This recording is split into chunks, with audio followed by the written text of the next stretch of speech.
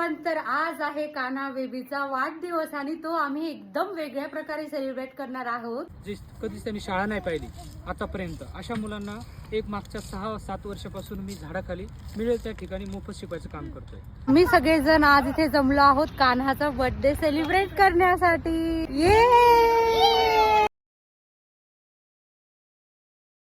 आम्ही आलोत इथे वीणा छताची शाळा म्हणून एक प्लेस आहे. तिथे हे सगळे लेकरं जमलेत शाळा शिकण्यासाठी.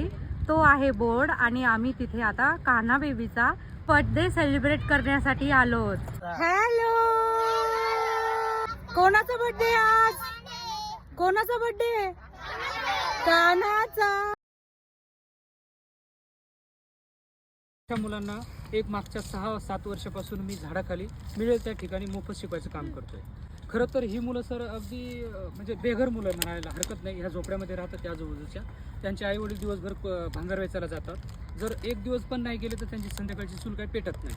आता ही मुलं ही अगोदर भांगारच वेचायची आई वडिलांसोबत, पण ज्या वेळेस मी त्यांना शिक्षणाच्या प्रभात आणलं त्याच्यानंतर यांनी ती सोडून दिलं भांगार वेचायला जाणं. आता ते खूप छान शाळेमध्ये येतात, अभ्यास करतात, हुशार पण झालेत. बरंच काही त्यांना 30 पर्यंत टेबल पाठ आहेत, इंग्रजी छान वाचन करतात. 6 वर्षापासूनचा असा उपक्रम आहे की यांनी स्वार्थ आहे, कुठलंच सरकारचं अनुदान नाही, अगदी लोकसहभागातला हा एक उपक्रम आहे. पाकळी आपण देण्याचा प्रयत्न करू, माझ्या पगारातला देईल, कारण मला पण ते आवडतं.